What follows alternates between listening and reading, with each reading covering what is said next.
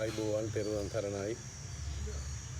දම්දනිය රාජධානියේ මුතුකල ග්‍රාමයේ පිහිටා තියෙන මේ අලුත්නුවර බුදුන්දුර දේවතා බණ්ඩාර දේවමාලි දේවාලය කියලා හැඳින්වෙන මේ ස්ථානයේ පුරාණේ මේ ගමේ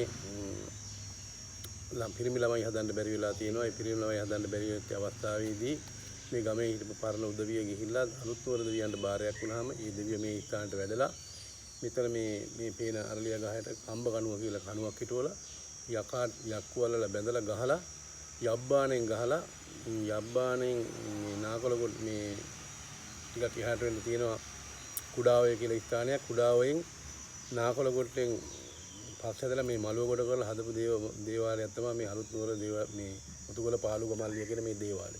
මේ දේවාලේ විශේෂයෙන්ම දරුපර නැති උදවියට ඒ වගේම නඩුවලට සියලුම යක්ෂ ප්‍රේත භූත පිටාචේ තියෙන දෝෂ වලට සියලුම දේවල් වලට මේ ස්ථාන කරන කටයුතු හරියනවා. මේක මේ ස්ථානේ දැන් මේ වැඩි දියුණු කරලා මේ පළවෙනිම කට පුරාණ මිත්‍යිච්ච දේවාලය තමයි මේ ස්ථානේ මේ ගල්පඩි.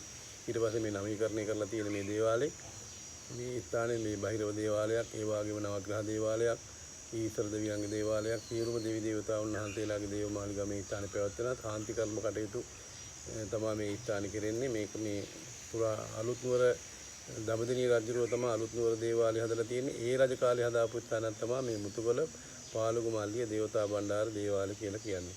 ස්තුතියි.